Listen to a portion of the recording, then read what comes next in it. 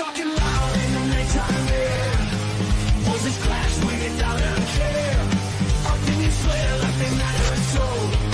But who's right we'll never know.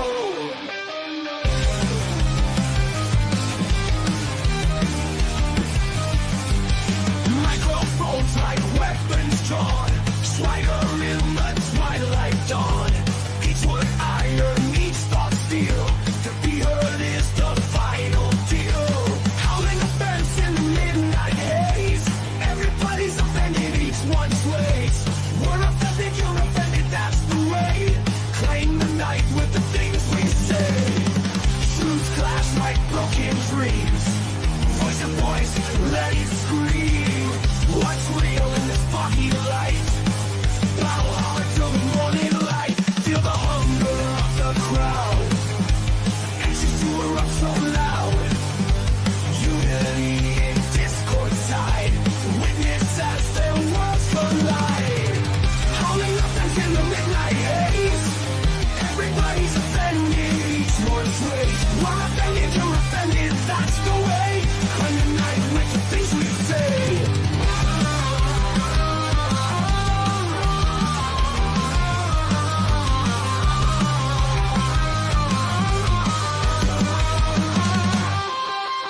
Truths clash like broken dreams. Raise your voice, let it scream. What's real in this foggy light? Battle hard till the morning light. Feel the hunger of the crowd. Anxious to erupt so loud. Unity in discord's tide. Witness as their worlds collide. Howling offense in the midnight haze.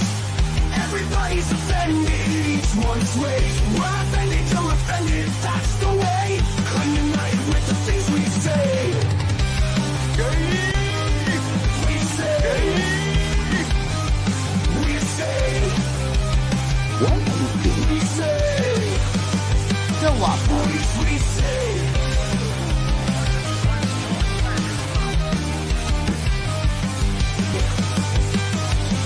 We say.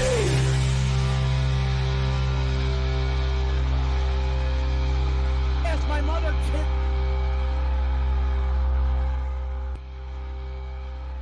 Quitted my fucking tampons.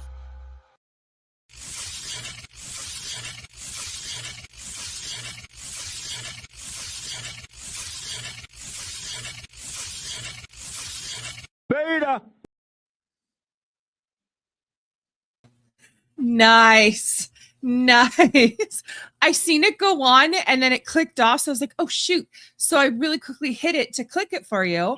And then I guess we were just playing the cooking game. Yeah, this is why women shouldn't be in control of anything. You guys should be sitting in the kitchen doing fucking whatever God made you to do or whatever. Whatever you evolved to become. Sit in the kitchen. Hey, what's up, everybody? Welcome to We're Offended, You're Offended. I'm Kim. This is Tyler. And it is Wednesday, hump day. Wow, chicka, wow, wow. Hope everyone's had a fantastic day so far. If you are new here, hi, hello, welcome. Don't forget to hit the little subscribe button down below. And thank you, Dat Mofo, for clicking on that button to come sit with us and listen to the craziness going on in the world today.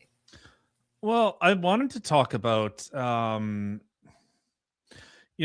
when we had Joanna or whatever, Unlearn or whatever on, I thought of doing, maybe this is like a thing for tomorrow, just kind of like doing like a discussion or like a debate review. I guess that's what they call it, but like just kind of reviewing the discussion. But I had pulled up some things, and I'm not really familiar with like the debate. Like, it's one thing to watch, but then kind of when you're in the hot seat, and it's a bit of a different beast when you're in there and kind of trying to balance between being a good host and letting someone speak and whatever else. But I noticed a lot of people were super, super pissed about having her on. And really? Where? Oh, we lost tons of people after having that, which, The way that I look at this, the way that I see it, so many people, and I've noticed this more and more on the right, is just looking for like sewing circles. We all get along and everything else, playing the same type of victim mentality that the left has played for years, and they continue to play. And I want to see, and I've always used the quote. I'll probably destroy the quote. I'll destroy my own quote because I'm good like that. Once I understood the why, I could understand the how. So, dish is a good start. A little shit. What's up, Ilsador? But so I think being able to understand where people's thought processes come from, where their rationale comes from, and then actually being able to really understand and combat those type of ideas. But I wanted to go over a couple things. So we'll go over that today. I know it's a late day. I've had a fantastic day dealing with all you stupid people on the highways, but que sera, sera, as it goes. But so we will talk about that and much, much more. But before we do, How can we dash when our earth is turning? They don't produce anything. They don't do anything. I don't sleep when our beds are burning. How can we dance when our earth is turning? all right. So let's get into this, or should we get into the heavy stuff first and then get into mocking our garbage politicians? Or Yeah, I don't know. I mean, I personally prefer leaving on a funny note than starting on a funny note, but that's Right. just me. I don't know what y'all want. well, we'll start with this. Maybe we'll leave with the funny. So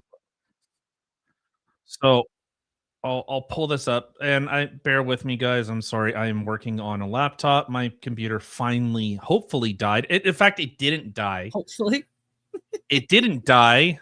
Like, I've been having an issue with it, and obviously, like, you guys don't really know, but it, for whatever reason, it just won't power on, and whatever. We bring it into Memory Express. The guys over at Memory Express have been absolutely fantastic to deal with.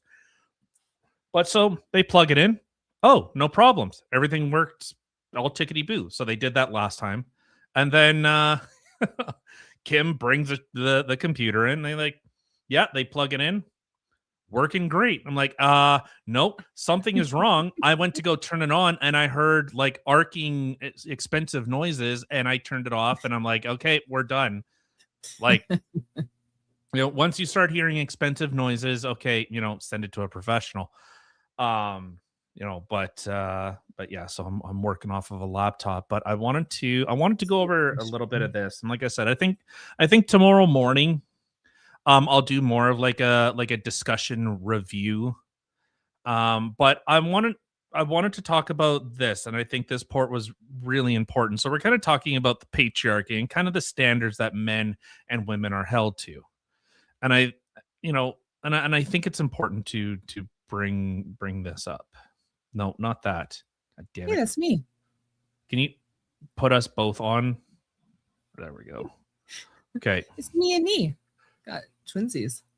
All right. Yeah, a little inception here. Idea of what it is to be a man, what it is to be a woman, what the expectations we have of each other, the socialization that we put each other through and we expect of each other, and then the roles that we are forced to play sometimes. I would say that it is damaging our society as a whole, but it's making men keep such secrets and such weight and such brokenness that it will kill you. And I think it's incredibly sad and horrific that we don't yet live in a society where that isn't a truth.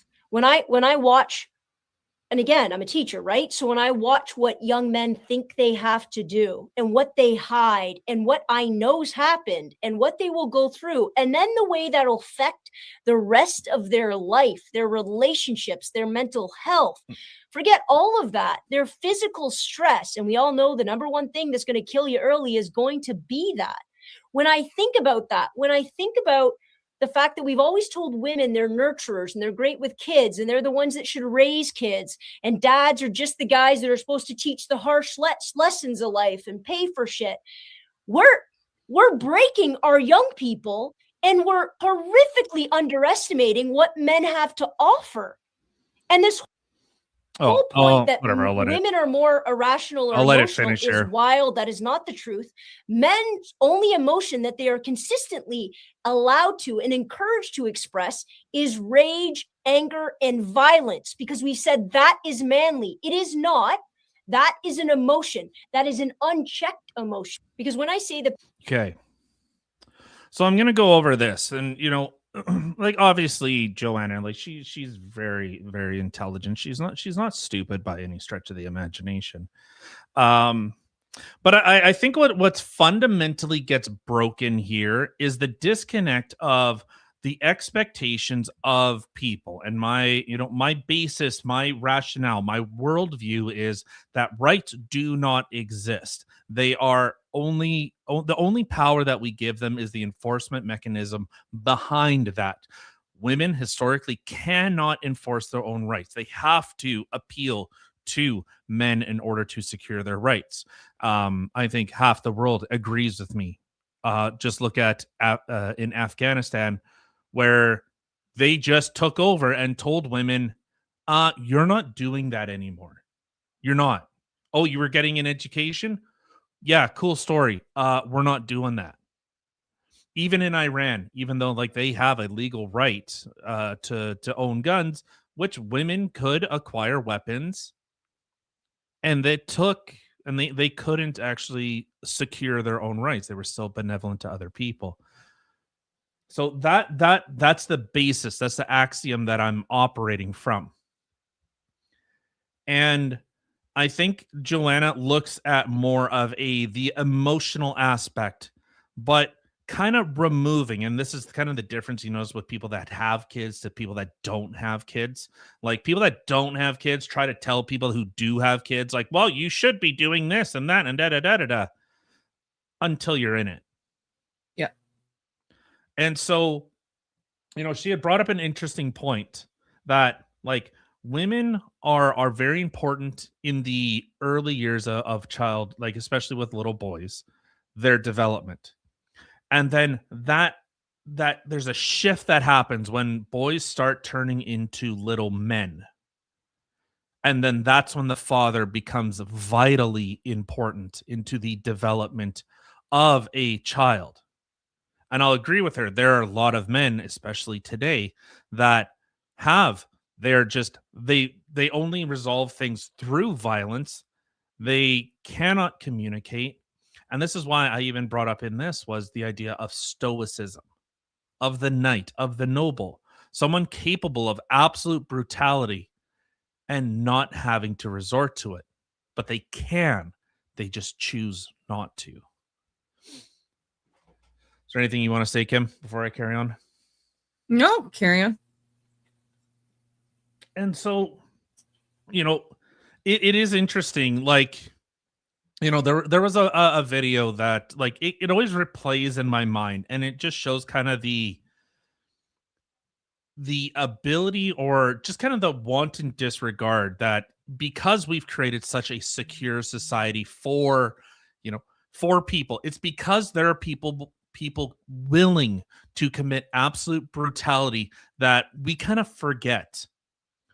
We're so used to things being peaceful over here that, the example I always use, that we now have an existential fucking breakdown when someone doesn't get their Starbucks order correct because we don't actually face hardship. I would agree with that. I do agree with that. However, I feel like it's also gotten to the point where I fear I can't say what is on my mind or an actual thought to people because I will be attacked for said thought instead of someone actually just having a conversation and listening to ideas and, going from there. I feel that, like, yes, there's no existential crisis, but then at the same time, I feel like there is in the speech aspect. Like, you got to be so careful. You call he a she, oh my God, shit's going to hit the fan. Well, And yeah. you constantly have to be walking on your tiptoes all the time with everybody now. Well, like I said, feminism exists until the Mongols are at the gates. Then no Yeah. one is a feminist. Even like, look at Ukraine, look at what happened. Their whole like, oh, we recognize LGBTQ and trans people until Russia invaded. Yeah. And then they went like, oh, you have a twig and berries? To the front line, sir. Like that shit died. All these issues that are being created are out of affluence. That's all 100%. this stuff is. It's just because we've created this bubble around us. And I was watching there were a couple of videos that had come across on timeline. And it shows the level of like what men are expected. And I think that we do have things that we have to, there has to be some type of standards, however you want to try and view it, or duties, responsibilities that people had to whether it was their country, their community, whatever. There were expectations. And, she had brought up like violence, rage, hostility, blah, blah, blah. Like that's all that men are taught. No, we are seen like men in society and I'm talking in generalities, okay? Generalities, relax. Careful. Men are seen as the anchor in a household. They are the disciplinarian. They're the, the tender hand with a strong fist. You know what I'm saying? Yeah, they're the king of the castle. What they say goes, essentially speaking. Well, and so I seen this, and it puts it into perspective, kind of what men are more or less expected to do. Like I remember listening to Steven Crowder, and he was saying when they had to put their dog down, like he had to keep it together. And like, let's be real, like ladies out there, there's a lady right here. I can ask her. If I was a blubbering, emotional, like if I whatever, something minor happened and I just went, I can't deal with this. How do I? Who wants to stick around with that? Exactly. Gone. I it is for me. Okay. For me speaking, there are going to be moments in life where I would not expect you to be, I'm fine. I got this. We got this. It's fine. There are moments that I think happen in everybody's life that it is okay to break down a little. And I will say that I think it's more acceptable for, say, a woman who loses their parents to really break down. And men do break down to an extent, but not to the same extent. I know my father took the death of his dad and brother extremely hard. But not like he was a blubbering idiot, but it really bothered him. So, I mean, there are moments in life that I wouldn't expect you to be able to be like the one to hold all your shit together. I feel like there's an extent where you have to be able to have a little bit of a release.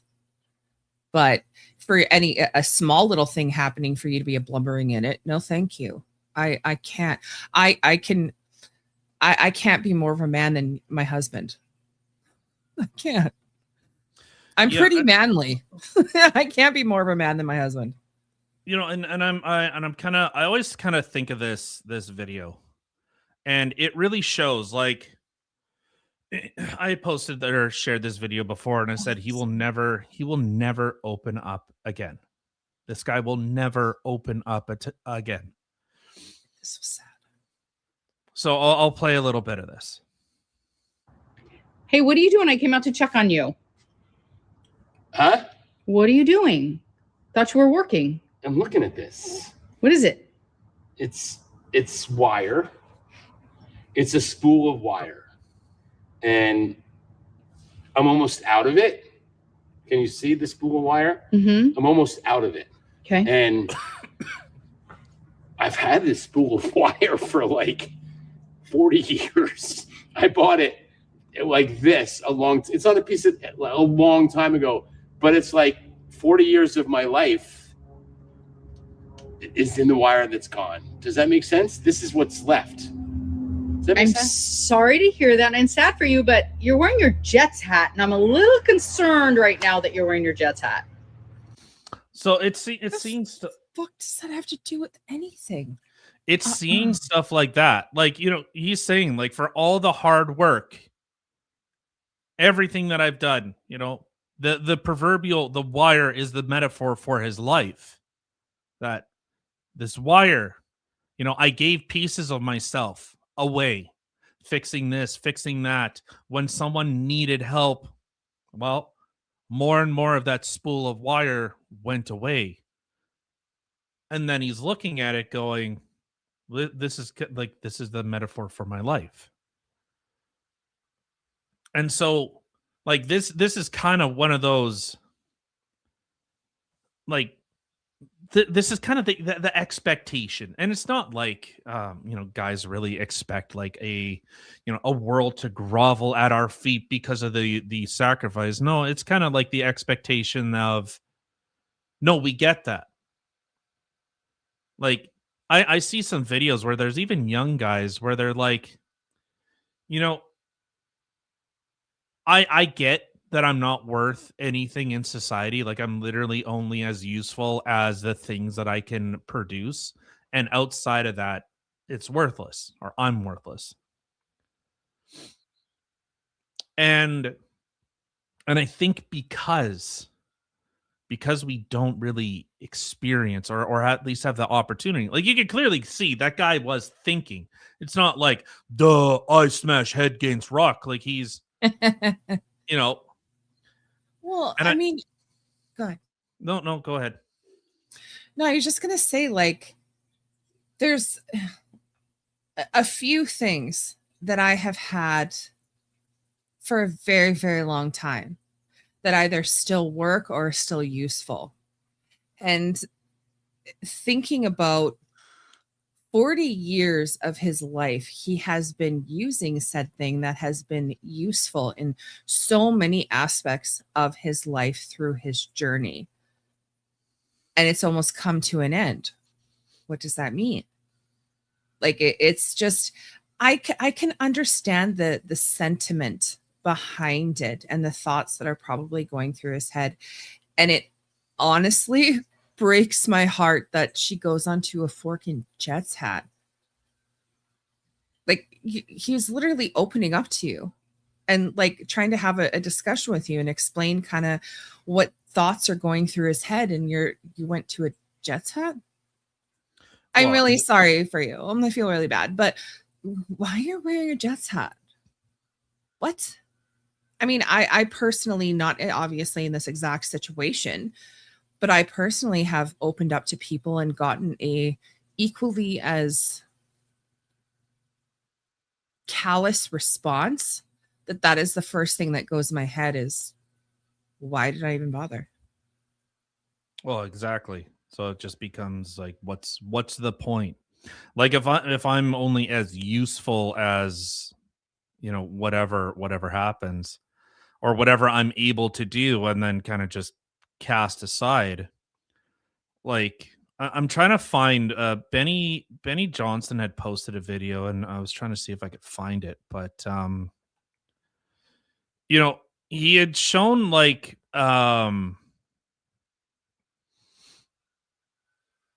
like guys on like oil rigs, it's like 96 97%. 97% are men. In construction, it's like 98%, blah blah blah blah blah. All the things that we, you don't really see. You don't see them. Oh, here it is. Actually, I found it. I'll play this. Like I keep hearing women, like all these feminists sit and talk about, well, we need egalitarianism, 50-50%. We need 50-50 everywhere. Well, what about this? Egalitarianism? Yeah. To a feminist that you know. Do not need men. They are an added bonus and fun in our life.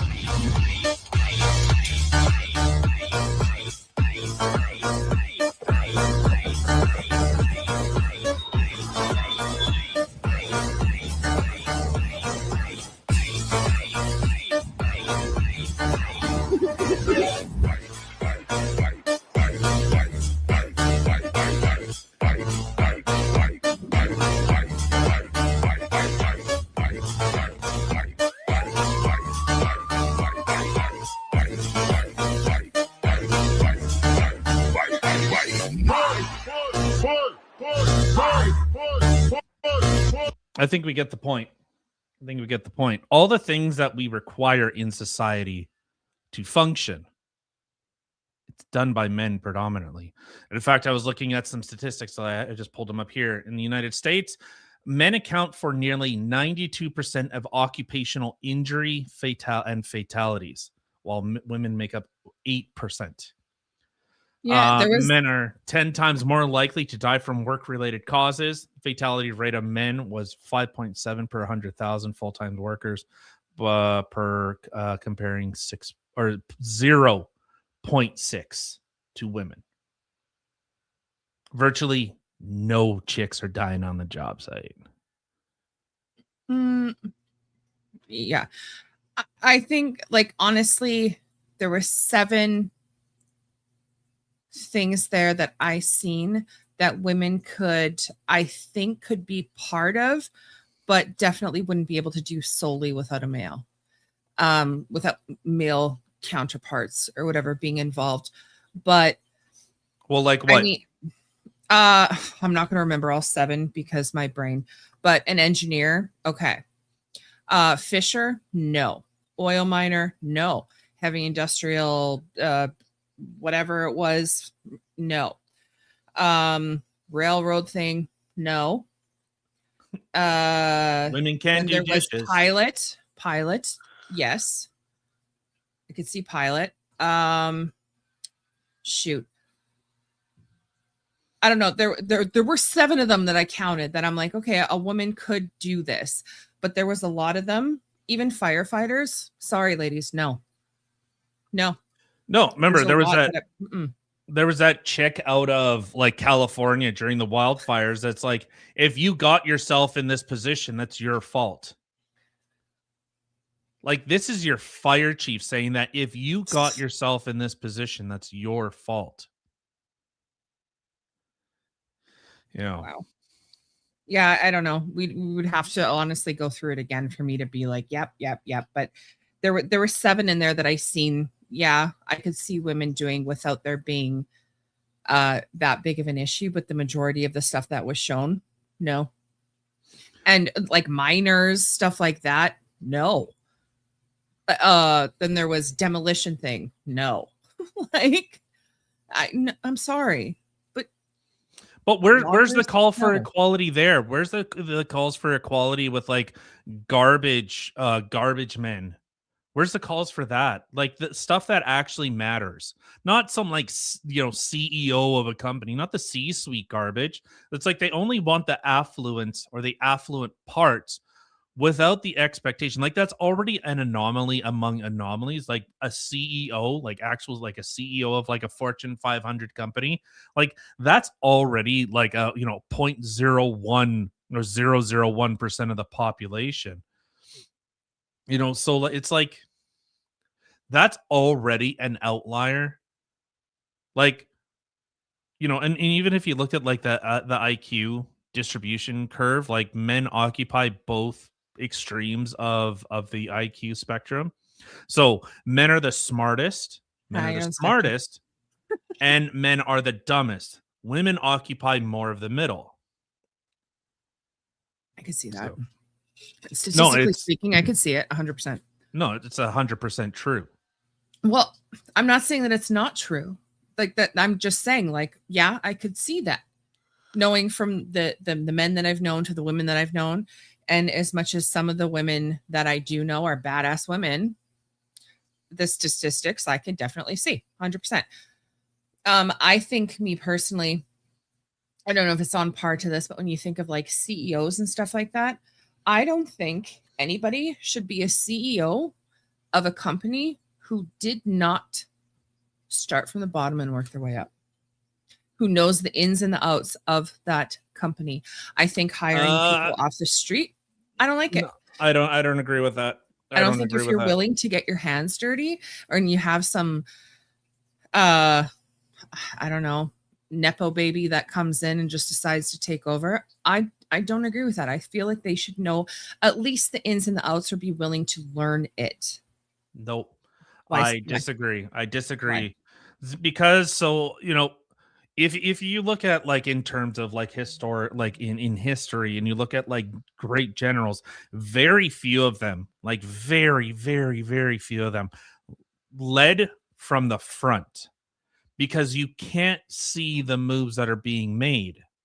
So if your focus is on, okay, I got to make widget, if I'm working the assembly line and I got to make a widget, you can't see where the ship is being steered. You actually cannot. You have to remove yourself. You have to start. You're looking at like the CEO's view on the business is totally different than person making widget.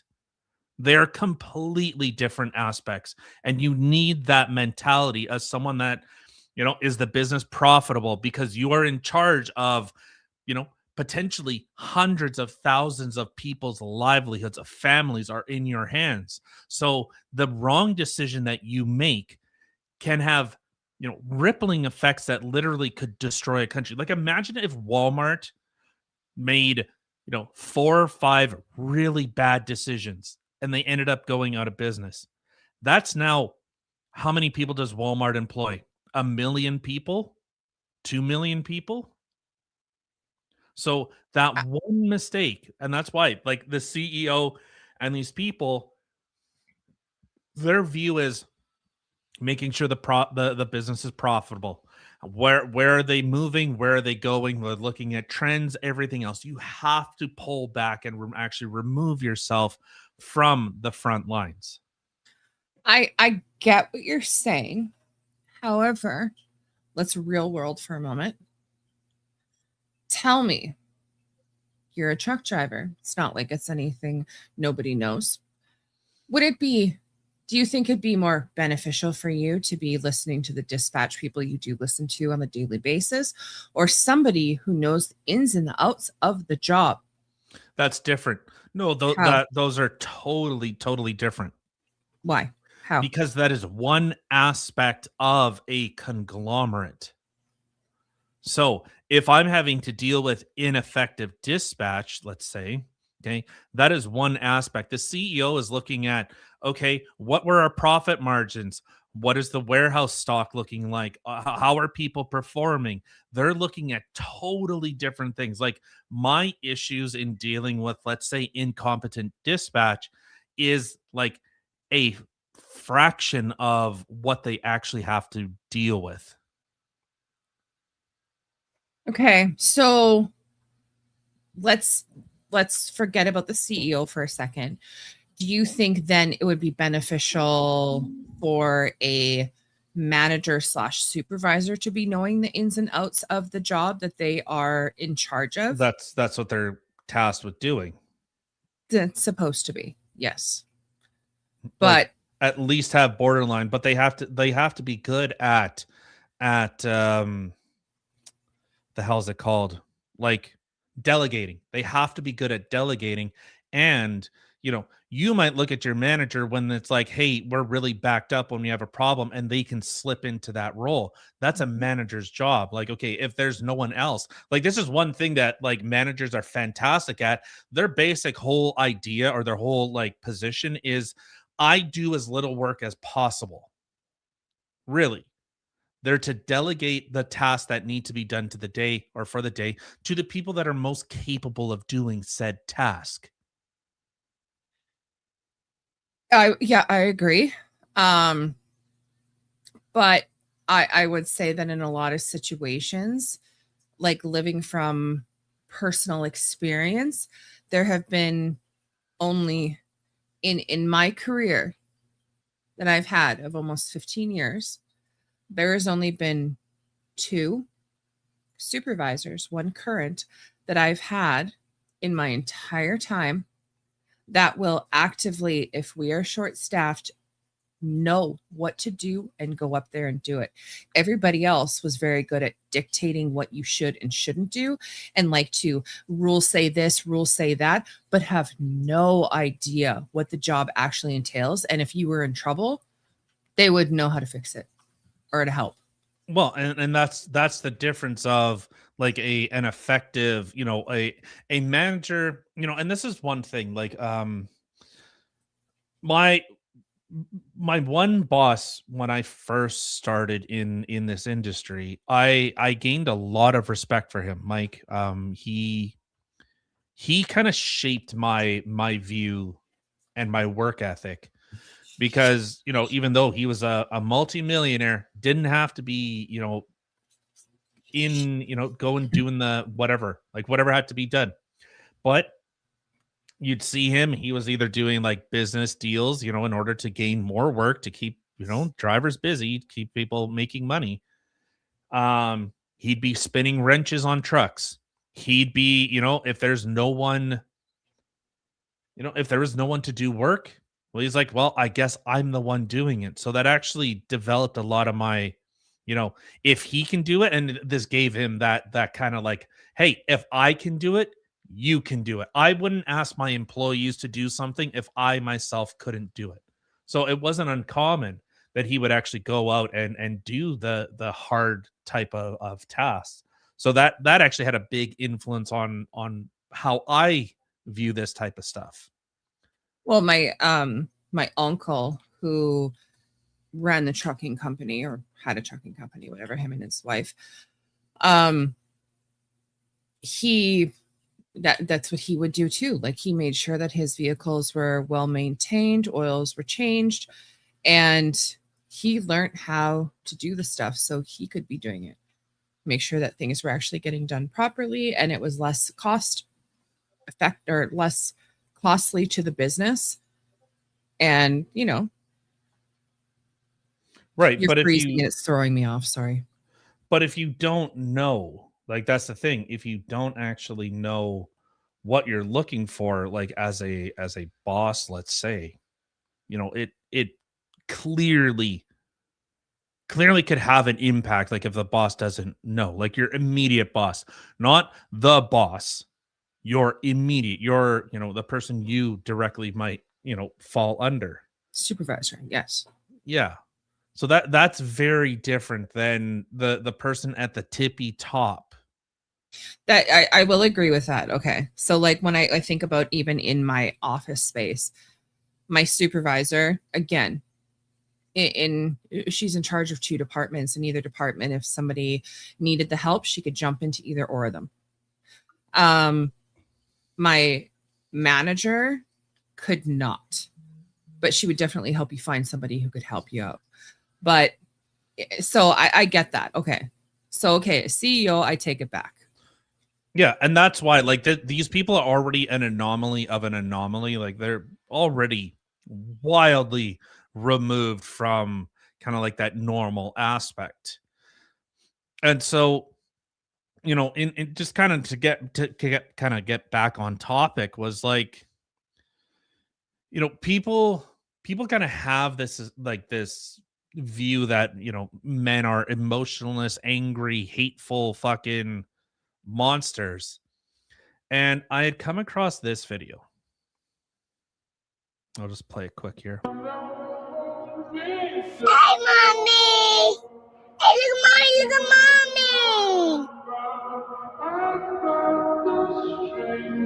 That's mommy, daddy.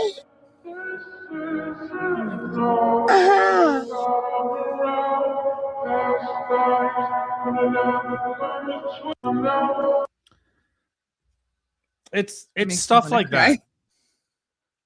It's seeing stuff like that. You know? So is a guy supposed to just sit there and, you know, whether this is like some AI faking, like fake whatever, fine. But clearly the message of like a father, an act like a father is supposed to be that kind of rock, you know, that unwavering. And so I think it's vitally important. And I think this is why we see why something like 99% of suicides are men, because they lose purpose. They absolutely lose purpose. Most of the time, in fact, it's like most I'd have to look up the stat, but it's like most guys that once they quit, like once they retire at 65, it's like within like 5 or 10 years, if they don't have a hobby that absolutely like they become obsessive in, they die. By what age? It's like 5 or 10 years. If they don't take up a hobby after working. Oh, retirement. I know. It scares me. Yeah. So it's like once they no longer feel they have a purpose, and you know, we very much see how feminists of today just love to men are, you know, they're a convenience. We don't need them. We don't need all this type of stuff. And it just shows the level of disconnect that we have. You know, the example I always use is like look at hotels in Mexico. And once you reach the edge of the hotel, the resorts, there's people with guns. There are people that have created this safety of the safety bubble that actually gives you the illusion. And like I said earlier, because there are people there, mostly men, capable of committing absolute brutality, that we experience a semblance of peace. Yeah, I would agree with that. I mean, going back to even the video, thinking to, not even thinking to you, but thinking of, because of how the video was, thinking of my father. If something had, God forbid, happened to my mom, if I were to go up to my dad and the situation was exactly the same and both of us sat there, he started bawling his head off and we both just sat there and we cried together. I don't think that would have been, I can't see it. Like I couldn't see it, and I not in a bad way. Like I could see my dad, as much as he wants to break down, maybe go for a drive and break down on his own, but in front of me, never. And I couldn't imagine, because like, okay, sorry, I know this is kind of like, get to the point, girl. I think about, like, say with me and my mom, if roles were reversed, my mom would be falling apart and I would feel like I need to hold my shit together for her. I got to keep myself together, even though I'd be falling apart. But in a father situation, 100%, like you can't both break down. And the father normally is the one who is more, I don't know if emotionally strong is the right word. Well, it's logical, pragmatic. Like, here's the issue. You know, I was actually talking about this earlier today. Like, you know, we were talking about like, people today have this expectation, like they see the glitz and the glamour on like Instagram, you know, these lifestyle type people, or they look at someone like Elon Musk, but They want the reward without actually putting in the work. You know, we That's look right. at, you know, I have my diplomas up on my wall. They mean, like, literally they don't mean anything. Like, they're not worth anything. And I think, like, why someone, you know, has a doctorate degree, why someone becomes a doctor, it's because there's a journey. Like, imagine, you know, how many times, you know, you hear the old like adage or old phrase of like, you know, the old sage on the top of the mountain, you know, many go, but only a few reach it or reach him or reach her. Typically, Mhm. you know, like, okay, it gives that level of, well, the journey, how hard it was to actually seek, whether it is knowledge or whatever it is. It's the journey. Now imagine if that same old sage was like in the downtown, like downtown Winnipeg. He's like, I'm the old sage, and has like a light Ugh. up sign. It's like people would go like, oh yeah, I see him every Sunday. Or, you know, I see him every day when I walk past to go get my lunch. Like, yeah, he's being shit. Yeah, isn't he the one that's constantly saying "end is nigh"? Yeah, but so I think because, you know, we end up trading those. We want the reward without putting in the work. And that's what I see with a lot of, you know, go watch the whatever podcast, go watch the, you know, even clips of it where you see people are going, I want someone that does this, or I should be entitled to that. I should get this. I don't know how you watch that.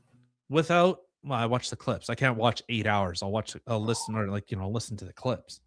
I can't listen for 8 hours. I don't know how Brian does it. Right? The place would be a crime scene day one. I know. You think when we go for 2 hours, it's a long time. 3 hours, you're like, oh my God. 8? Yeah, but Jesus. you know, but so we end up seeing these things of like these unreal expectations, or we see like these instances of like these fake created stigmas that we end up applying onto ourselves. You know, look at how like how effective, and this is why like this shit is so effective, that we create a world of victims. It's not your fault. It's not your fault that things happen to you. It's society's fault. This is why we get systemic racism and oppression and all this stuff. Thank God. I thought I'd have to take accountability. Fuck. It's Well, your fault. yeah, exactly. Accountability.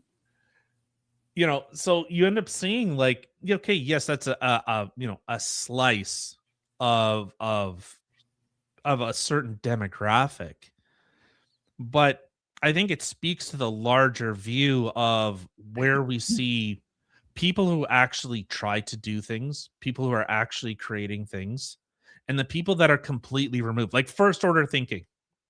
Like I was having a bit of an exchange with someone, and you know, like I'm kind of at the point like I want to see why people tick, what makes you think what you do, and really get to the root of why you think that, not just what you think, why you think it. Do you actually want to know why, or you just enjoy pushing people's buttons to the point where they do tick? No, it's boring. It's boring just to hear people say like, you know, the same talking points over and over and over again.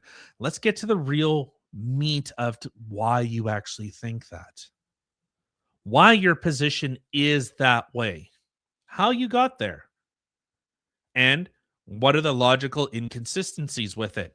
Like men are all predators, but yet, you know, I had an instance, like I'm not saying me, but like in a general term, like I had an instance happen to me that you know, a bunch of men protected me. It's like, but yet you believe that men are these violent monsters, you know, given an opportunity. You know, the whole meme that was going around for a while was, if a woman, or if a woman was in a forest, you know, would you prefer being running up on a bear or a man? And like overwhelmingly you were seeing chicks were saying the bear. I'll take the bear. Stop. Yeah. That's messed up. Which is Well, funny because like exactly. a woman gets okay, well, I can't trust a man. I don't like a man, blah, blah, blah, blah. But if a man is coming at me, Who are you calling when you're calling 911? Men. 90% of it's going to be a freaking man. Like that's the stupidest thing. I can understand you're walking in a park late at night. Sorry, I said the P word. Oh, you did. I'm walking there late at night and I see a masculine figure in front of me, all dark. Am I going to be a little wary? Yes, because Yep. I'm a woman and they're stronger than me. It's normal to be cautious, but to be like, I'd rather a bear than a man. Well, I'm the foregone. it's Come it's on. like the left have taken the position of any pattern recognition you have, anything that any preconceived notions, whether the stereotypes are right or wrong or whatever. Like they just say, how dare you recognize patterns? Human civilization, or humans, from the day that that we our ancestors left the tree canopies and started going into the savannah, they understood patterns. Whether it was the stripes of a tiger, whether it was animals, how they migrated, they noticed these types of things. We were evolved to notice patterns. Fuck, there's even that we notice faces in places where they don't exist, because we're always looking for those types of things. We're looking for those patterns. We even find patterns in things that don't exist. Like there's no pattern, but we try to find like order and logic to things that might just be clear random. Oh, 100%. Look at, like, I am really good for that. For one, I will say the faces and places. Oh my God. I can't tell you how many pictures I've taken and I've like, oh my God, that's a face. Or like even seeing them. Yeah, I see it. I'm there. Okay. Take numbers that you and I have in common. 2269/2692. They both have 22 and a 690, and it's like, whoa, my mind is blown. And you're looking at me like, dude, really? Yeah, it's the same freaking three numbers. Yeah, it's Four yeah, numbers. but it's looking for those patterns. So we evolved recognizing patterns, recognizing these types of things, and it's like the left of today is like, oh no, throw that all out. Oh, I seem to notice like there's a certain group of people that hold some type of ideology that, given the opportunity, would remove me. And how dare I notice that? How dare I notice those trends or that type of thing going on? Remember, there was like the whole, Asian people were minorities until they found out like the abuse wasn't from like white guys; it was predominantly happening from black people. Like once that happened, then they went, "Oh wait, hold on, Asians are no longer minorities." Like it just becomes like It's this. stupid. Right, but it's recognizing these types of things, and you're just told don't. Well, Yeah. we're noticing a trend that there's a massive sudden uptick in people, Yeah. kids, young people, adults transitioning. Why am I noticing this trend? You're not. Oh, well, the Scooby Doo ending. Good call. There's nothing there. yeah. And so I was looking at I had come across this, and this is it's called the Dartmouth Scar Experiment, and I'll just read a little bit of it. Please do. This was conducted in the 1980s by psychologist Robert E. Kleck and Angelino Stretna. Explored how people perceive social interactions when they believe they have a physical or visible physical flaws, and they specifically, these people were like, they had makeup artists come and like put like scars and cuts on their face before they were going into like a job interview or anything like that. And so just before they went inside, they're like, oh, let's, one more makeup artist showed up. Hey, Tinker. A makeup artist would come and like, act as though like, oh, I'm just, touching up your makeup, but they actually wiped the scar off. And so I'll continue reading. So participants were told they were given a realistic looking scar, shown it in a mirror, and then told makeup would simulate the scar during interviews. In reality, the scar was removed before they interacted with others. So remember, in their mind, they think that their face is disfigured. Yeah. Despite no visible scar, okay? The scar was removed before they went into the interview. They had no idea. Those who believe they had one reported feeling judged, treated differently, and noticed subtle negative behaviors like avoidance or tension during interviews. The results demonstrate powerful expectancy bias. People's beliefs about how they are perceived can distort their interpretation of neutral or ambiguous social cues. This phenomenon linked to an external locus of control, shown how internal beliefs can shape perceived reality even when no actual discrimination exists. So when you see a society, and what have we seen? It's not your fault. It's society's fault. You know, black people, it's not your fault. It's society. It's you see how pervasive this victimhood mentality becomes within societies. Mhm. You create victims. They say these things that happen that never do. And then when you're like, trans people don't have the same rights as everyone else. It's like, okay, well, what rights don't you have? Well, you're just attacking me because I'm trans. It's like, no, it's like it just festers this worldview that no matter how much you actually like, no, man, I don't know. I like Fresh Prince of Bel-Air.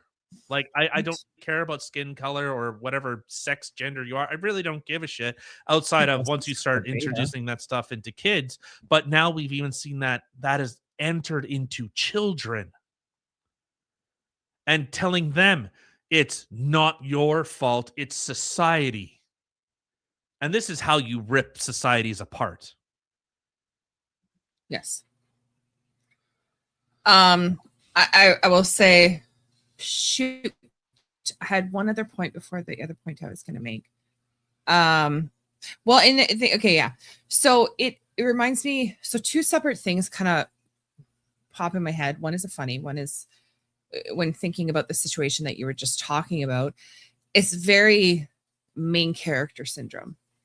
You know, it's very much the, Sally and Joe over there, they're whispering to each other. Why are they talking about me? What are they saying about me? When meanwhile, they're talking about something that literally has absolutely nothing to do with you, but you perceive it as it's on you. So then all of a sudden, when I'm the victim, they're coming at me. So going in these interviews and people thinking that they have scars on them, when literally the person is just watching them and listening to them like they would normally, they're all of a sudden looking at their eyes. They're staring at my scar. They're judging me for my scar. And it's an interesting study that was done. I think it was a very beneficial thing.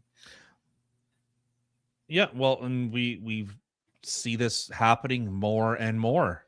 Like, how many times do you need to say, like, man, I really don't care about your skin color. I don't care about what sex you are. I don't care about your sexual orientation. I really don't care. Like, I really don't. You're not that important. None of us are that important to really think that. But when you thrust yourself into the spotlight for criticism, okay, now you become a target of potential criticism. Mm-hmm. And they make it as though it's like this big attack, this big slight, like, oh, you hate me because of blah, blah, blah.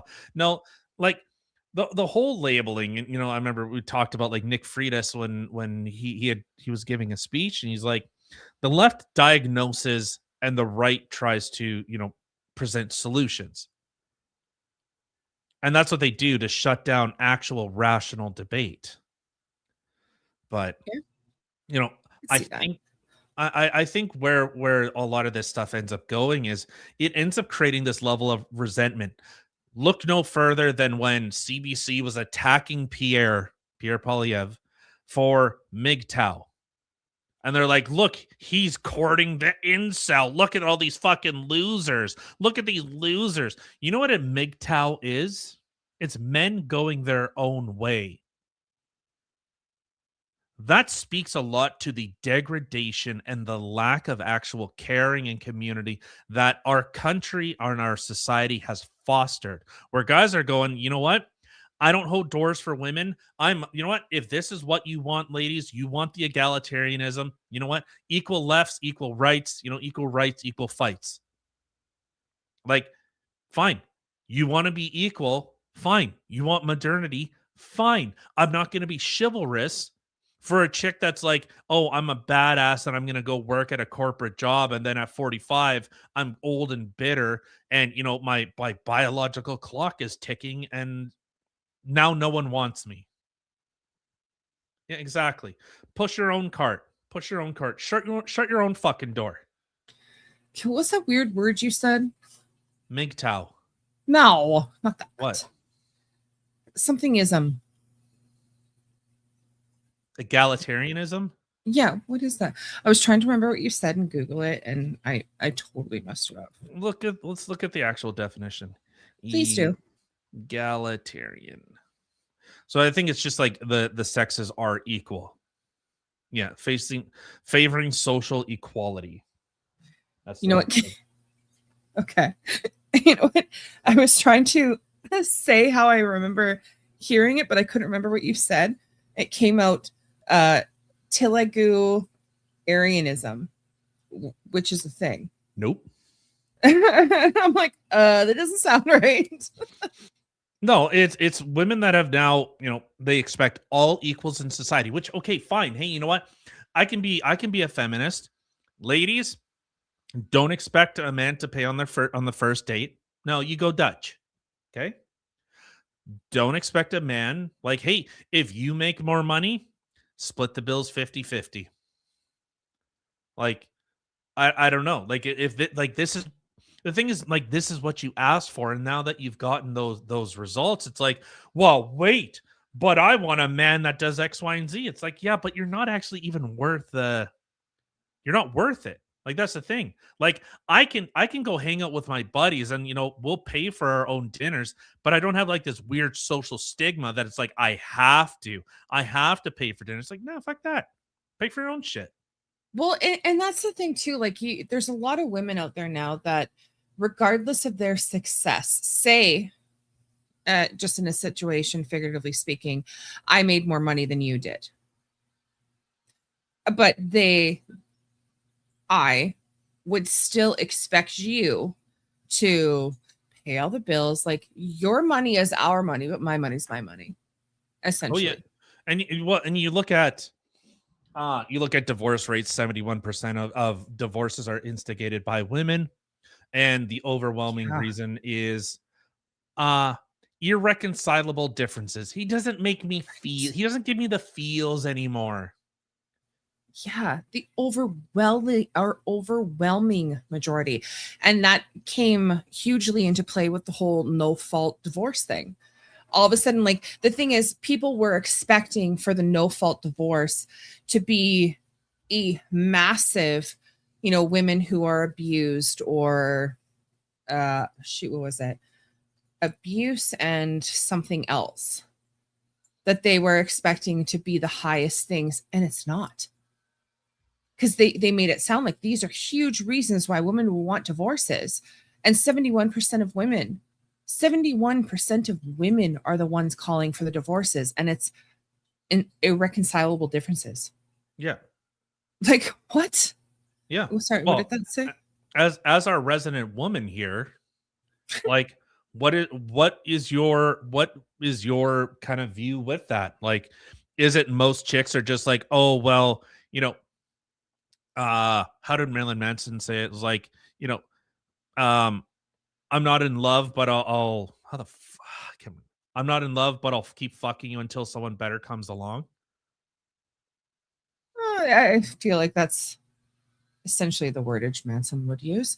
So what do I think? Yeah. Like, is it most chicks nowadays, is it that? Is it just you're good enough until something better?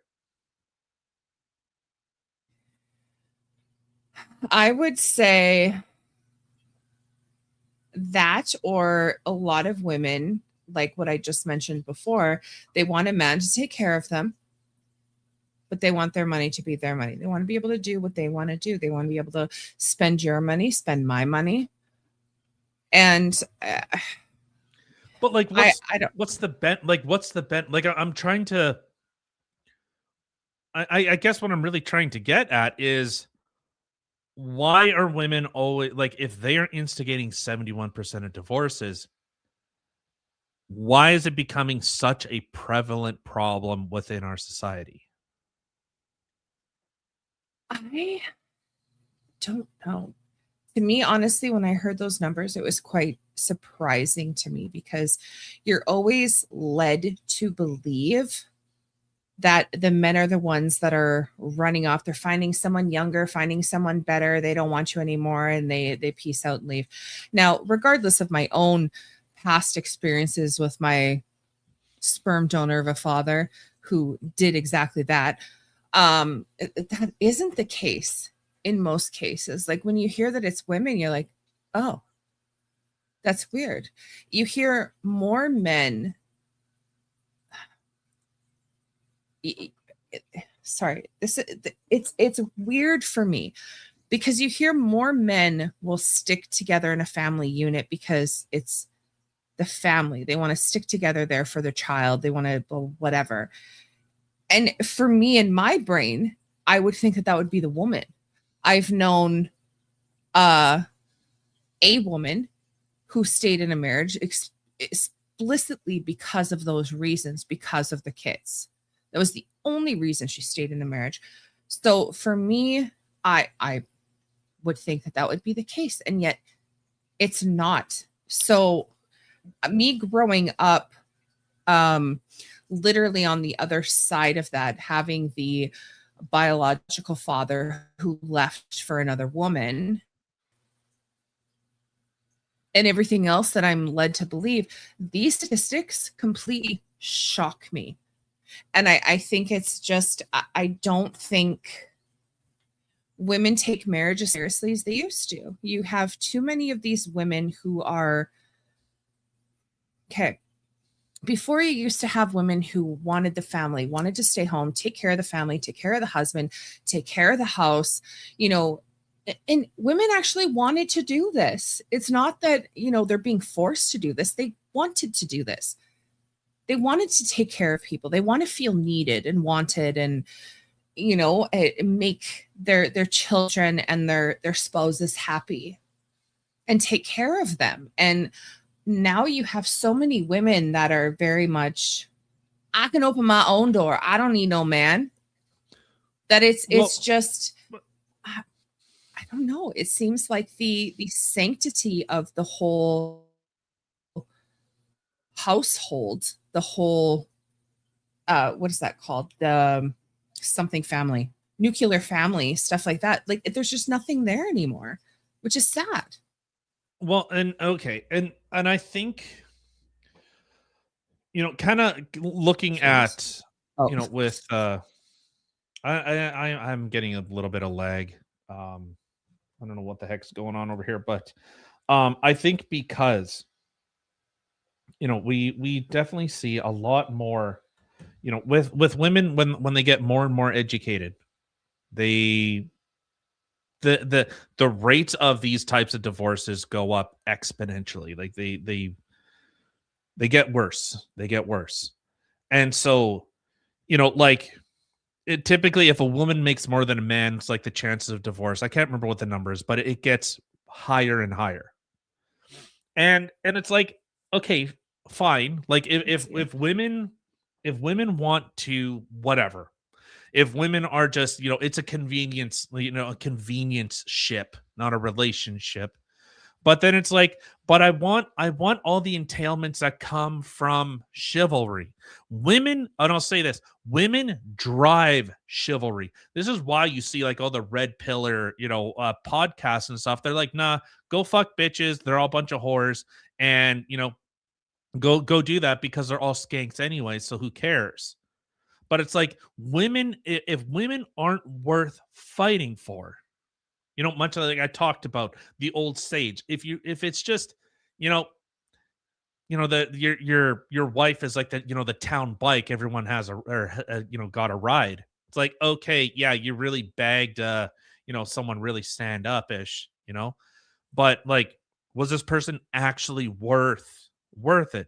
Was the virtues that we find important in society, did they inhabit those types of things? Or again, were they worthy of chivalry? Were they worthy of holding the door? Did they offer things that most women don't? Do they give security? How about that? How about, do women offer security? And we see it a lot of the times. It's not like, it just it seems like more and more. So what Tinker Well, says, what's and in I'll it for say, you like, and me, not just you. Yeah, exactly. yeah, I was gonna say something along those lines. Like, it seems like women have become too demanding. They don't, and blinded. They don't notice things. And I'm not saying that men notice all the things either, but a man does one thing. You've had a long day at work, you come home and a meal's cooked for you, even microwaved for you. I mean, that's literally showing right there, I'm thinking of you. I want to make sure that you have some food when you get home, whether it's freshly cooked or it's just microwave leftovers, whatever it is. And I think that women nowadays, they're too much, they expect, I don't know, the fork and red carpet when they walk in the door. Like a simple, hey babe, how was your day today? Hi honey. A simple hello, a simple microwaved meal, simple I love you. Like, people seem to, well, I don't feel like appreciated anymore. I don't feel like he notices me anymore. Well, because you can't go out all the time. I can understand, like, if I went up to you and I was like, hey, I want to go out somewhere for a change. Or maybe he's like, just worked 16 hours and is like falling asleep in his fucking work boots. Like, and this is where, with Joanne being a lesbian, and like, let's be real, the abuse statistics for lesbians is terrible. So like, Facts. oh no, it's empirical fact. It's like lesbians, heterosexual couples, then gay couples, like gay men, they experience the least. Well, yeah, because it's too like Logical hyper-strung people. It's like, no, I'm good. No, it's two logical people making logical arguments. That's why. Damn it! Like, yeah, man, he's making some good points here. What am I doing here?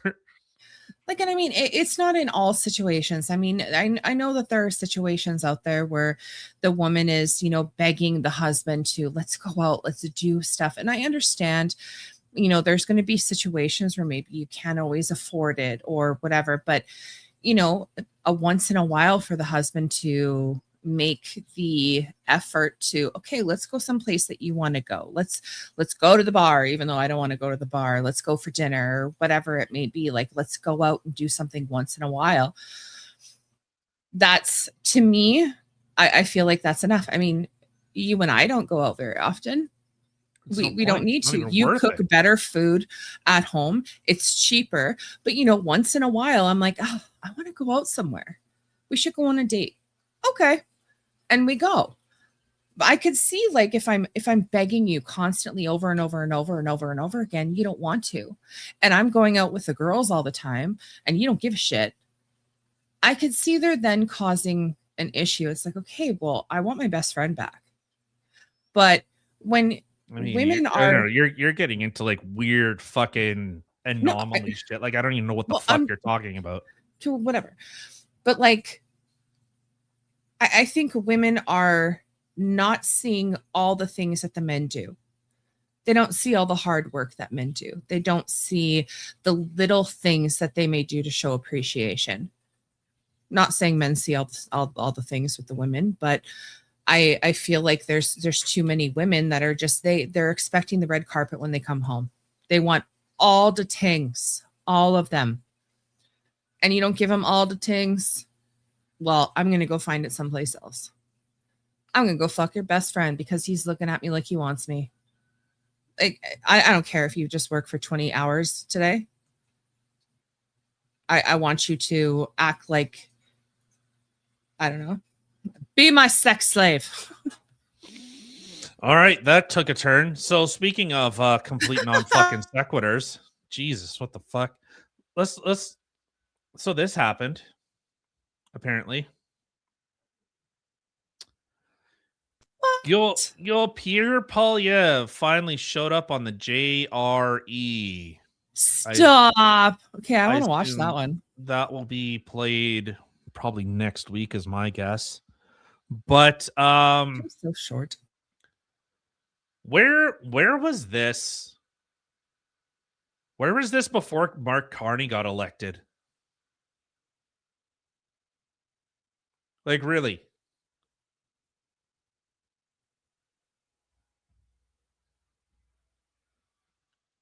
I don't know. Like, people were saying, oh, Pierre, you should get on, you should go do PBD. You should go, go meet with every single podcast, have long form discussions. And I fear, maybe Pierre's been, he's been in the game so long that he's able to hold up, for a couple hours of, a long form discussion. And that's kind of the benefit of like, these long forms, you figure people out. Sooner or later, you start smelling bullshit. You start smelling it. Can he hold it together for a couple hours? Maybe. But this, like, why now? Why now? Like, this makes no sense. Why is there an election coming up that no one's told me about? Why would you do it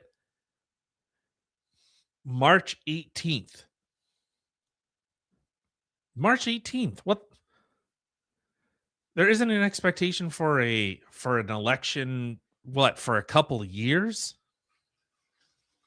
Like, I don't understand that. Like, I'm really trying to grasp at what in the F the CPC is doing. I don't get it. I don't get it. Maybe he's trying to ingratiate himself. Like everyone said, oh, Joe Rogan, he loves Donald Trump. He's a far right extremist. Even though the dude's fucking as left wing as they come. He's a Bernie Sanders guy. Like, maybe for one, it was just a belated birthday present to you. Happy belated birthday. Just kidding. Two, what, like, do we have, I don't know, something like a midterm election here where people can get booted out and other people can get voted in? Nothing. Literally nothing. Oh. There's nothing coming up. Then, Pierre, like, I'm going to watch it, okay? I'm going to watch it because I'm curious. And I love Joe. However, dude, you should have done this before the elections. Right? Whoever ran his campaign, and maybe the person that he's taking orders from now, like, okay, he's okay. I mean, I guess better late than never, but like the biggest podcast in the world. Right? Like, to me, I don't know. Like, considering you got to wait so long before you can even run again. Like, I could see if there was like a midterm, like, and again, I don't even know totally how the midterm elections work in the United States either. It's every 2 years, midterm. Yes. Again, you can say midterm. Term. I don't know exactly. I don't know how they work. Like if you can vote a person out during a midterm and Yeah. vote somebody else in. It's called an Okay. election. Oh my God. I'm literally just saying I have no idea how this works. So instead of talking to me like I'm stupid, How I fucking don't know. how fucking simple do you? You froze like that. It was so funny. No, I did that on purpose. Like, But you did freeze. so too. a term is 4 years. A midterm is 2. Ta-da! Midterm in the middle of a term. A 4-year term is 2 fucking years. I'm aware of that. I'm not that retarded, but I didn't know that you could actually vote somebody out in a midterm. I Fuck didn't does know that election was a mean? thing. What does election mean? I didn't know there was an election. I just hear Let people me saying fucking sniff midterms. my I don't panties? hear midterm election. I've never heard that. That's what I'm saying. I don't know. Yeah, I'm feeling it. This okay. Do you want me to come help you? Just kidding. Oh, get a coat hanger. Too late for the abortion. But okay. So only in America did they have something where you could technically be voted out midway through your term. So yeah, I don't know what his end game is or what he's doing. Make him rub your feet. He won't. Cut him off, those little fucking sausages. You're so mean. You little sausages. And then I'll fry him up and I'll eat him for breakfast. No, it's like that. I don't know. Maybe he's just like trying to ingratiate himself with like, look how like normal I am to the. I don't know. Like, I have a big. Okay. How should I phrase this? Mark Carney is very effective at, their whole view is like GDP go up, therefore good. And it seems like the conservatives are kind of stuck in this, like they keep having to chase the center vote. In fact, I just did another political compass test, still center left, still liberal center left. So, take that as you will. Still center left. Yeah, you fucking commie. That was so funny. So I redid it, but this fun. Okay. So I redid it. I know, like, side note. I redid it. And I turned into like, I was more near the line of the, I don't know, the blue, but I was more on the North Korea side in the red. Yeah. Like, what? You're a commie. But then Don't when I like was doing it with our commies. kid and explaining things to him and Googling certain things and then reading it out again, I'm like, oh, I answered that wrong. So then when I redid it, obviously I wasn't in the red anymore, but I was pretty damn close. Yeah, you're still a communist. More authoritarianism. Yeah. No, Awkward. no, I still hold liberty as a very important foundational aspect to my worldview. But I actually want to go through it again with you and read things out and maybe have you explain, because I'm not going to pretend that I'm some super smart person when it comes to politics and even linguistics. Linguistics fork me up sometimes. So you think I do? Shut up, Probably. Penny! Turn you into Chinese food. Chinese food. No, Yeah. but I think like I'm trying to understand the rationale. Why would Pierre go on Trigonometry, a UK show? Why would go on Joe Rogan? Like, I don't know. Like, if he just wants to, hang out with Joe, super cool. All right, fine. Go over to the mothership and, watch Kill Tony for a little bit, I guess. Like, I don't know. I don't get it. So like maybe I will say I don't either. goal I don't really line- know what the end goal is there. I don't know. I don't know. I know Joe, like, you know, it Can is you funny. repeat what Like, you just said? fuck you. That come through. Oh, we have like a massive delay. Okay, that's cool. All right. Not anymore. I think we're good now, but we did for Oh. a second. So, fuck you. It's always okay. Y'all, to whoever's listening here, if you haven't subscribed, why haven't you subscribed yet? Do it. But he's a truck driver. He would talk to me on the road. He would always come through very Mr. Roboto, depending on where he was. And we'd be sitting there. I'm like, can you hear me now? Can you hear me now? Whatever, blah, blah, blah, blah. Then all of a sudden you just hear, fuck you, bitch. And then all of a sudden that would come through perfectly clear. I'm like, of course. The swears will come through clear, but everything else, nothing. Yeah, makes, I don't know. All right, sure. It's funny. I don't know, it was just What? funny. All right. I think with that, I honestly, I don't have much to say with regards to Pierre. It makes no sense. I don't know why, you know, but every CPC chud's gonna like, they're gonna glug themselves, you know, trying to rationalize as to why he's, you know, why Pierre's the best. But fuck, all right, sure. I mean, whatever. Guy couldn't even hold his own freaking riding, but you know, them. I guess you know that's a winner, I suppose. $260,000. Jesus Christ. What, for an airship? Rig. Oh, no.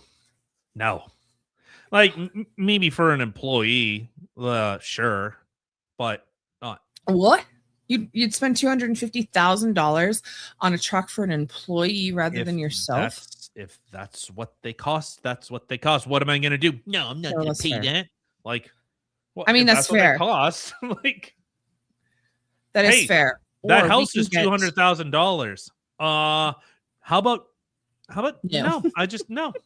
It's not. Oh, well, my apologies. What would you like to spend? That actually reminded me of a story. Hold on. But pertaining to this, I will say I think we should just get someone to build us a balloon, an air balloon. And then you can make your deliveries that way. You can just like pew, shoot them down. I've Boom, looked at done. I've looked at Edison. I love what is it Chance or Chase? I think it's Chase. I love what they're doing. I love that, you know, again, like Americans are like, oh, look at, we invent all this shit and blah blah blah blah blah. And it's like, yeah, but who though? See, way cheaper. Like, you know, almost every single like innovation that comes from the United States was by Canadians. Like almost Job, really? tons. Oh, that's awkward. Like Canada innovates. Just America gives a shit about like research and technology and all that stuff. Golden BC? Oh, the old sawmill over that's like 1 2. No, I know what he's talking about. Is that Golden BC? Yeah. Nice. Yeah. I like it there.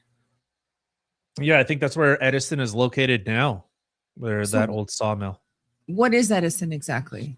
They make vocational electric trucks. We have electric trucks in Canada already? Like, Well, hold they're, on. they're prototypes.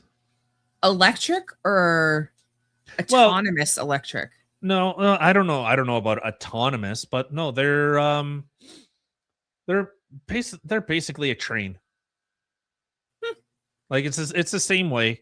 Yeah, logging trucks. So you know that's kind of their bread and butter. That's where Chase. I think it's Chase. Whatever. The owner. One of them. No, they basically are just doing what locomotives have done for like the past like 70 years.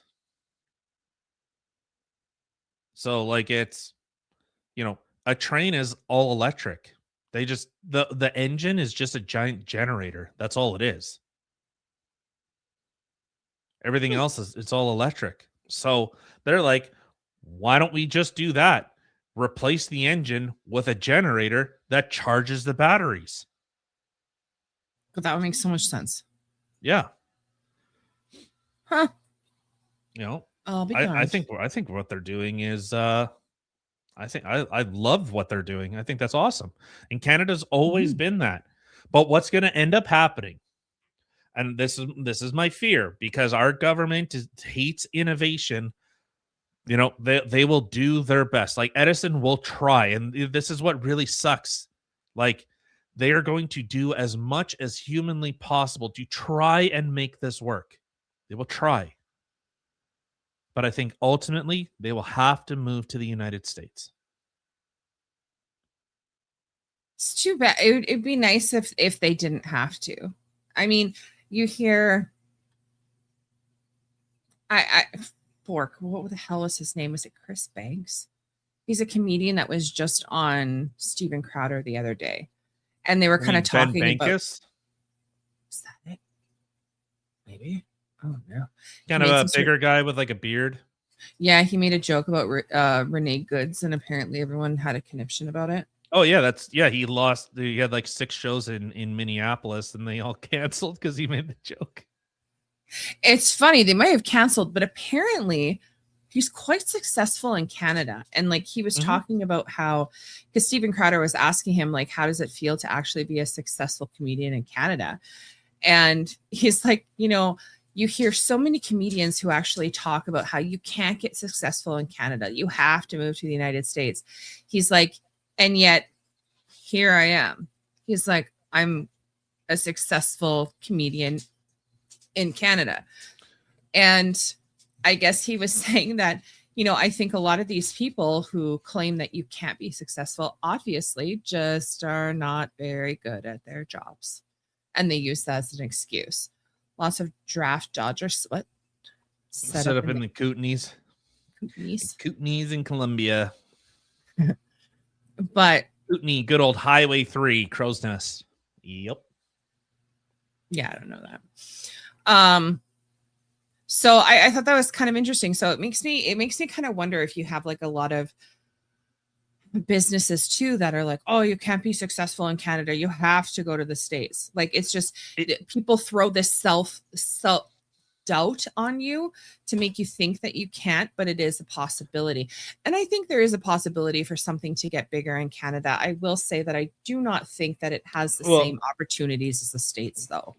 Okay. When it comes to that, would be true if you were right, but you're wrong.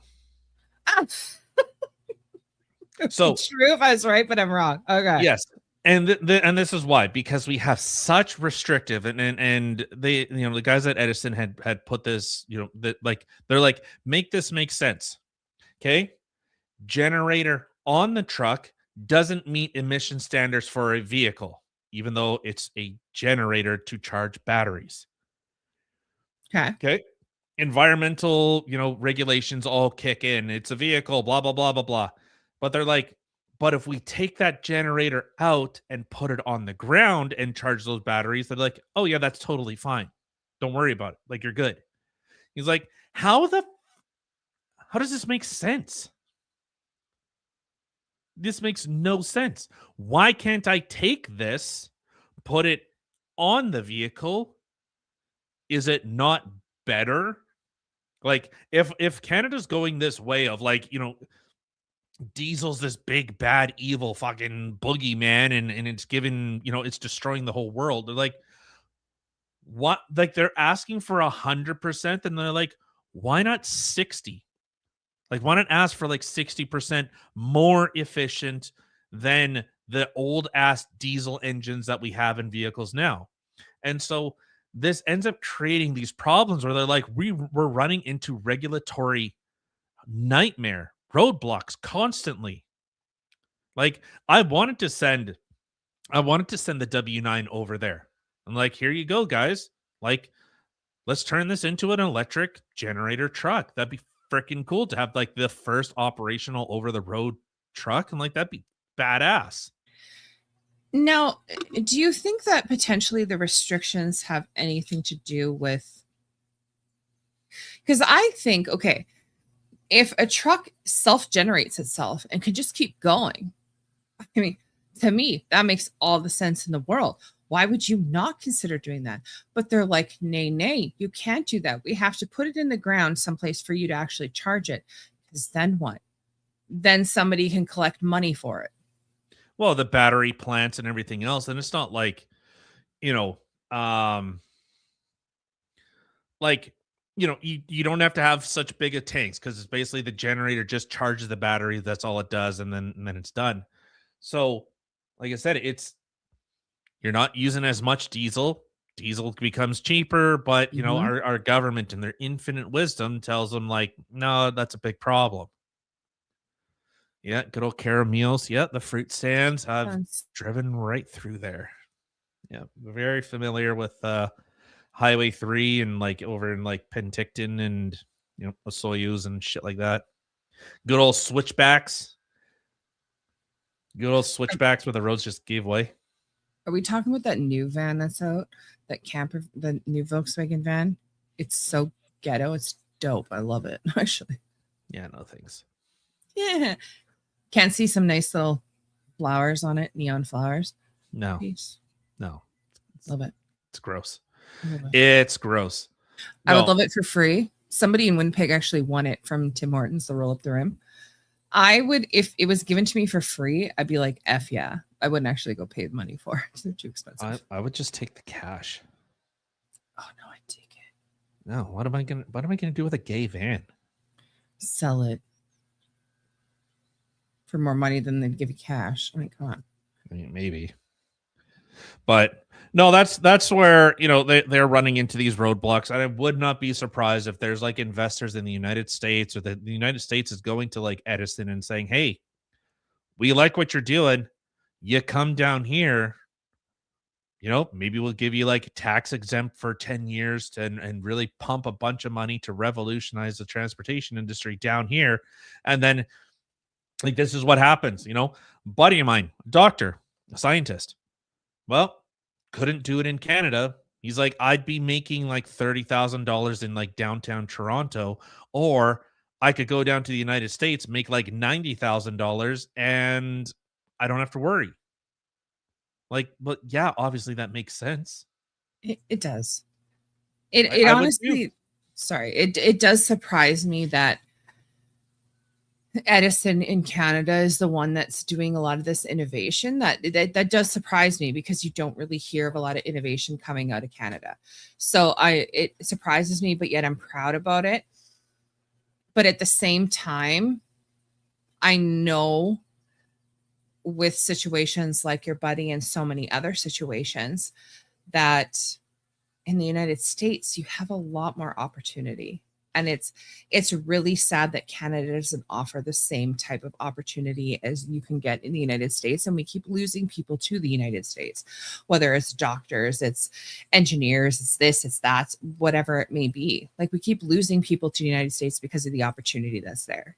And that really sucks. It'll continue to happen because the United States cares about research and innovation, while Canada just seems to like, I don't know, think that like EV batteries, which Stellantis, hey, how's that Stellantis battery plant that we spent like $100 billion? How's that battery plant doing? You want to give you the old goog? How's Stellantis? How's that battery plant doing? Oh, what? It's shut down. Oh, the company actually backed out. So we spent billions of dollars on a plant that doesn't frickin' exist. Wow. Nice. Sounds typical for government. Just saying. Joke. All right. I will say, hold on. Before we move. So I wanted to tell you. So today, funny story. I got gender corrected. Yep. I called somebody he, who clearly looks like a he, and was told, no, they identify as a female. I'm a female. And then this was my face. Seriously. You're okay. And then they kind of looked at me, they're like, yeah, I know, but I'm like, no. And then proceeded to call the male that was correcting me girl. And it was not one of the, I identify as a female. No, it's It's not happening. Sorry. Yeah, no. No. No. When you look like a female, okay, let's have another conversation. Yeah, not when you look like me. that. No. Ain't gonna happen. Sorry, honey. Sorry, dude. Dude. Yeah. So that was my funny story for the day.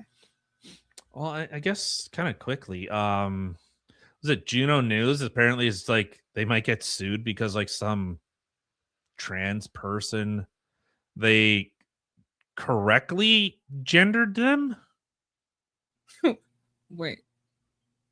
What? It was a dude that looks like a chick, and they said it was a male, and they're like, they're attacking me, and this is what I mean about this whole victim mentality. It's like you never experienced like actual adversity. So when someone doesn't affirm your delusion, you like have a freaking meltdown. It's fucking ridiculous. Yeah. Yeah. It was kind of funny though, because the person that was talking to me, they're like, actually, they identify. I as got food poisoning queer." at that Husky in Golden. Oh, you did? And it sucked because I had the best breakfast. We had like food at the same time, obviously, and he got so sick. And yet it was like the best breakfast I had in so long. I'm like, how did we have such opposite experiences? Oh, God, I loved it. I still remember when we went there, it was like pitch black. We pull into the Husky, whatever. And then I woke up in the morning because you cannot see this at night. But I woke up in the morning and I was just like, God, we're in the middle of the mountain. Like it was the prettiest thing I'd ever seen. Well, I didn't know. We got there when it was pitch black. So yeah, I remember sitting there in the diner just staring out at the window. I'm like, how do people get used to this? Like it's so beautiful.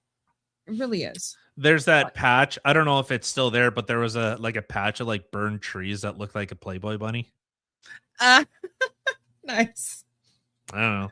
It was a Playboy fire. And anyone out in the area, east of Golden, you know exactly what I'm talking about. There's just this weird patch of trees on the side of a mountain that looked like a Playboy bunny.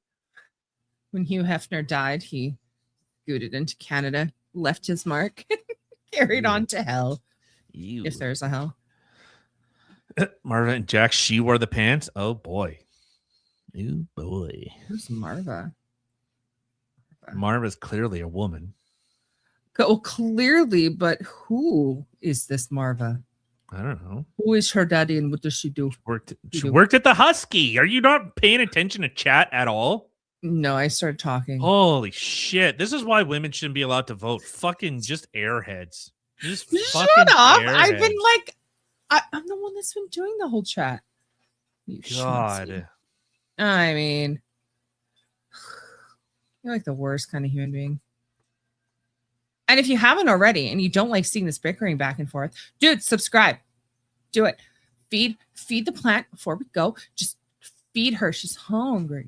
Feed me Seymour. Feed me all night long. Ew. Do it. Ew. L. All right. With that, let's get out of here. It's super late. Yeah, I think tomorrow maybe I'll do like a review thing. A debate review. Sure, discussion review. I don't know. Yeah, it wasn't really a debate. Did you ever reach out to her to ask her to like come on again for an actual like debate? No. No. No, you're just like, all right, I'm good. No, it's like okay. Like I said, if people are gonna get super fucking like butt hurt and like, oh, you had this person on, you platformed. I'm like, no, shut up. Shut up. Stop talking. Take your bottom lip, put it over your head, and swallow. Like, The mental image that comes to my head. I'm so tired. Like, I'm actually sick and freaking tired of listening to like these sewing circles. They just want their echo chamber. And how dare you platform someone that you or we don't share? It's like, I'm not you. I want to understand what makes people tick, what makes them think what they do. Well, yeah, it's not even just the tick part, but definitely the what makes you think what you think. Like how is your brain getting to this conclusion when my, which I feel is a logical common sense brain, is not getting to the same conclusion where your psychosis is going? Like, I'm trying to understand here, which is kind of like my obsession. I wouldn't say an obsession, my interest in true crime. I like to know the backstories. I like to try to figure out how they got from point A all the way to point Z. There isn't a point B. There's a point Yeah, Z. but you went chicks crazy. have like some weird, disgusting fetish. Not all chicks, but I will agree that there are chicks out there. They're like, he'll change for me. I can save him. Those bitches be cray. They really do. Your pussy ain't that good, okay, ladies? Shut up. It's not that good. Right. I'll agree with that. But I definitely do like, and it's really sad that people seem to have an issue with having a discussion with somebody that's on an opposing view to try to either A, find some sort of common ground, or B, just try to understand where the mindset is for how you got to your end game. Well, as the expression goes, God gave you 2 ears and 1 mouth for a reason. So you listen twice as much as you speak. Myself. I had a crazy one. Do you not see the thing on the bottom? Crazy one. The gay one. All right. What two? With that, let's get out of here. All right. Hope everyone's had a fantastic day. And thank you for clicking on the little button to come sit with us and listen to the craziness going on in the world today. We see all of you. We love and appreciate all of you. And if you haven't already, please hit the subscribe button, share us, like us, all that fun stuff. It definitely helps. It helps. Don't you want to see us get better, get bigger? Come on, do it. Anyway, we are live every Monday and Wednesday. You froze and you look half retarded right now. It's hilarious. I can't look at you. Speak for yourself. No, you're literally. It's funny how you make that noise. That's literally what your face looks like right now. Your mouth is all open. You're like, No, that's what you look like. It's not. Anyway, we are live every Monday and Wednesday, 8 p.m. ish Central Time, and every Saturday at 1 p.m. Central Time. That one is normally right on cue. On all the places that you're watching us right now: Rumble, X, YouTube. You can also check us out in all the other places in the description box below. Sorry, you're still frozen. Guess guys over on Rumble, you need to stop talking. Who's live right now? Rude. Let us see. Why did this happen? Shit. I wish you guys could see the face I'm seeing. What the frick? How do I zoom out? Oh my god, you're back again. How do I zoom out? I don't know what you did, so I can't help you. I can't. Oh, I see the face that I'm frozen on. Yeah, I just sent it to you on Discord. I can't zoom out. How the hell am I supposed to zoom out? Zoom. I don't know, but your face is frozen again, and it's quite pricey. Yeah, no, because I'm not on that screen for whatever reason. You make the best faces when you freeze. I gotta tell you. Great. I tell you what. I guess I'm not sending you guys over to Rob Knorr because freaking this shit just stopped working. But the thought was there, guys. We were gonna do it. We can't. All right, whatever. You can find us in all the places listed in the description box below. Otherwise, we will catch you guys again on Saturday at 1 p.m. Be good to one another. We out. Fucking.